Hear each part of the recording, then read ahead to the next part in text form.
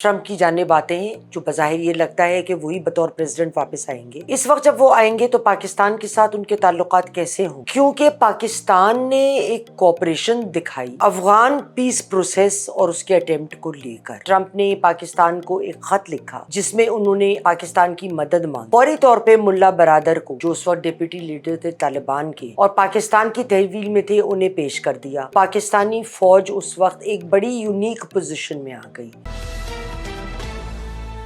ख़वातीन व हज़रात, अस्सलाम वालेकुम। मैं हूँ आपकी मेज़बान यास्मीन आफ्ताब अली, चैनल और प्रोग्राम यास्मीन आफ्ताब अली के साथ।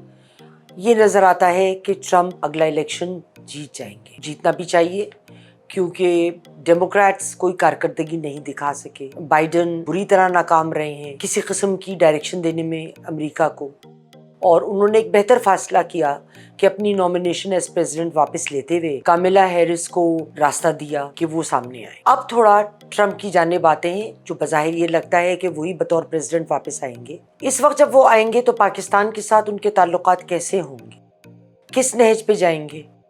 इस चीज़ को समझने के लिए हमें उनकी पिछली प्रेसिडेंसी को देखना होगा कि पाकिस्तान और उनके माबैन किस तरह से ताल्लुकात डेवलप हुए या ख़राब हुए। उससे हमें बहुत सारी चीज़ें समझ में आ जाएंगी। पाकिस्तान की पॉलिसी अमेरिका की जो थी वो दो लेवल्स पे डिवाइडेड थी। एक तो बायलैटरल रिलेशंस, जो उनके पहले 2 साल में प्रेसिडेंसी के बेइंतहा स्ट्रेंड थे। उसके बाद से एक पॉजिटिव रिलेशनशिप डेवलप हुआ क्योंकि पाकिस्तान ने एक कोऑपरेशन दिखाई अफगान पीस प्रोसेस और उसके अटेम्प्ट को लेकर, जो यूएस चाहता था पाकिस्तान से। और इस पॉजिटिव यूज़फुलनेस की वजह से जो पाकिस्तान की थी, अमेरिका का रवैया उनके अपने फ़ायदे के लिए हमारे साथ बेहतर होना शुरू हुआ। ट्रम्प का जो फोकस था वो था कि नेटो की फोर्सेस या अमेरिका की फोर्सेस को वो साल हर हालत बाहर निकाले।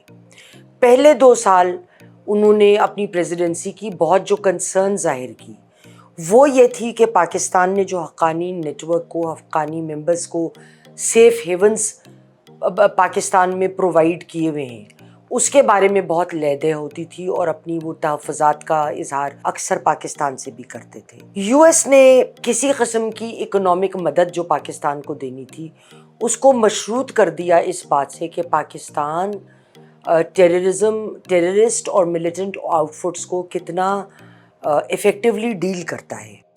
जनवरी 2018 के आखिरी दिहाई में ट्रम्प ने पाकिस्तान को कोट अनकोट लाइज एंड डिसीट्स का ताना दिया। ट्रम्प ने जो 2018 में पहली ट्वीट करी एज प्रेसिडेंट, उन्होंने कहा कि पाकिस्तान को अमेरिका ने और अमेरिकी मुख्तलिफ इदारों ने जो लोनिंग और लेंडिंग करते हैं बहुत कुछ एड दी है, लेकिन पाकिस्तान ने झूठ और धोखा देने के अलावा हमारे साथ कुछ नहीं किया। जिस चीज़ के पैसे लिए वो डिलीवर नहीं किया।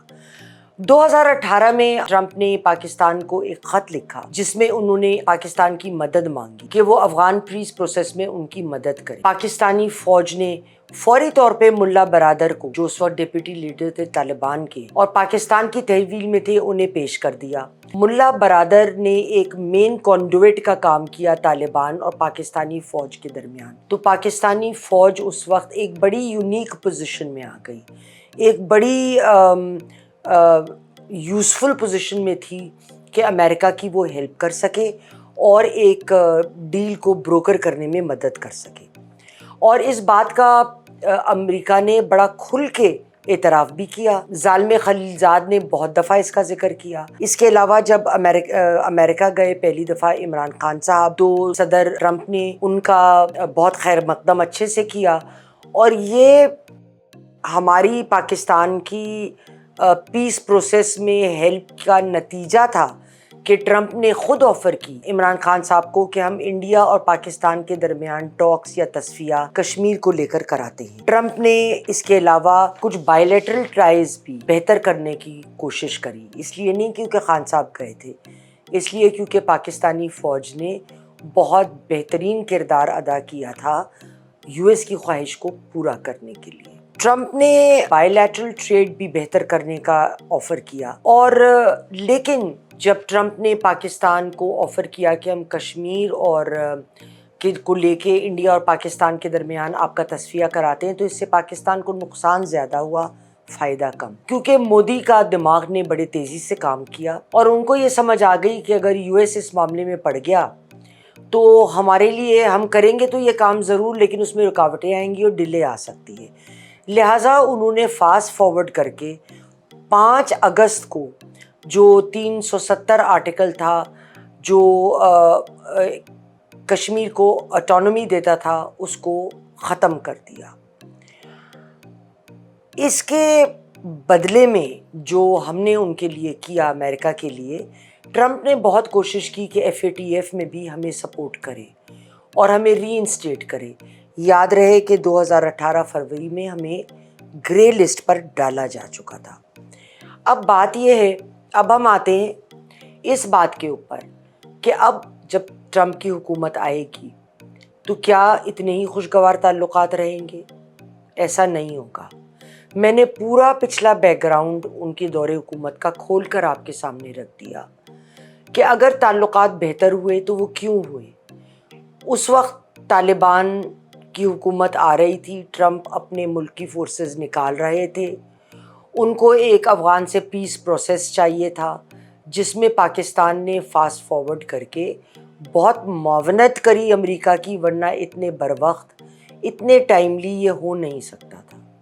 لیکن آج حالات بدل گئے ہیں، آج جیو پولیٹیکل سچویشن فرق ہے، آج طالبان افغانستان میں بیٹھی ہوئی ہے اور اس کو پاکستان سے کوئی لینا دینا اب نہیں ہے، کیونکہ پہلے وہ پاکستان کے بہت لیولز پہ گڈ ول پہ ڈپینڈ کرتے تھے، اب انہیں پاکستان کا کوئی گڈ ول نہیں چاہیے۔ لہٰذا پاکستان میں جو اس وقت ملکی حالات ہیں، پاکستان میں جو معاشی حالات ہیں، پاکستان جس طرح سے اپنے مین مسائل کو پہ فوکس نہیں کر پا رہا اور ہر ادارہ اپنی جنگ میں مصروف ہے، ان مسائل کو لیتے ہوئے ہم یہ توقع اس وقت تو بالکل نہیں کر سکتے کہ کوئی بھی ملک، خصوصاً امریکہ جیسا ملک اور ٹرمپ جیسا جس کو کہتے ہیں بلنٹ آدمی، آپ کی خواہ مخواہ کی فیور کوئی دکھائے گا۔ ایسا نہیں ہوگا اور ہمیں کسی سے بھی ایکسپیکٹ نہیں کرنا چاہیے۔ ہمیں اپنے پیر پہ خود کھڑا ہونا چاہیے کہ لوگ ہم کو خود تسلیم کریں کہ ہم ایک جنگ لڑ کے ایک سلامتی کی جگہ اور ایک سٹیبل جگہ پہنچ گئے۔ انشاءاللہ اگلے پروگرام تک کے لیے خدا حافظ۔